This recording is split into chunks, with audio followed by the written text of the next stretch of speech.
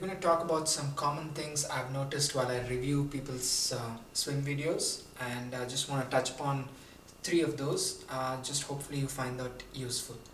To start with, the first thing I notice is people lift up their head too much while they try to breathe, and we tend to breathe every 2 or 3 strokes, so that's a lot of inefficiency we're trying to build into the swim stroke. So what I've noticed mostly is when people are breathing out, they're not tilting up just to take the breathe in, they're lifting their head, which automatically means as soon as, imagine this is the head, you lift your head, your feet sink, there's a lot more drag.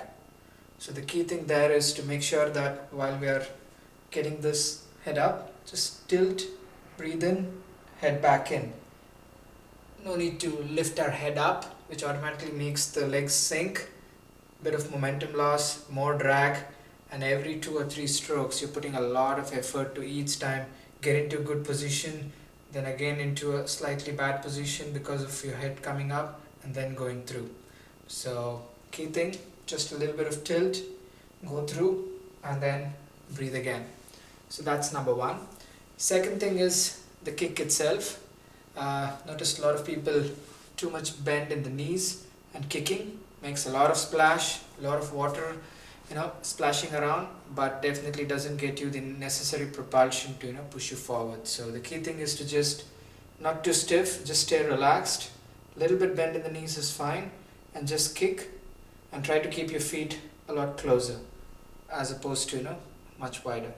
So just some light kicking, but not too much bend in the knees, and that will make sure that you get enough propulsion, just keeps you more streamlined and you can get through the stroke. Third thing, hand entry. Obviously in terms of entering, I've seen a lot of people get their hand out primarily from the side, and they're almost fully stretched out before it enters the water.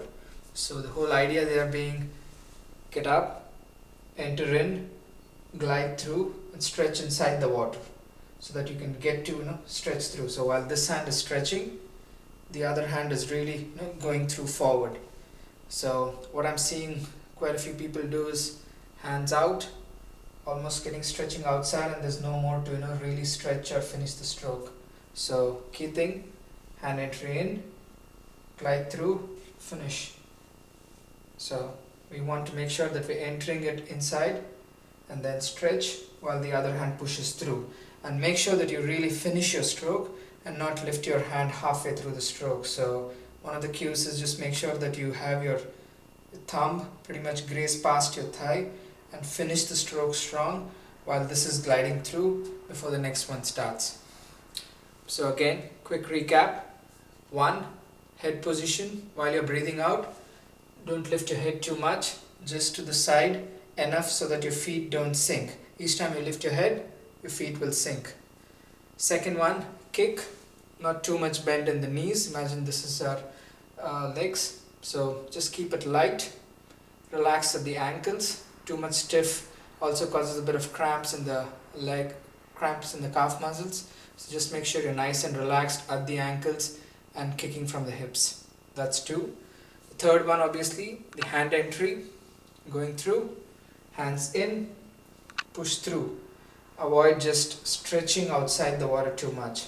High elbows, enter in, glide through while the other one's pushing through. So keep going through.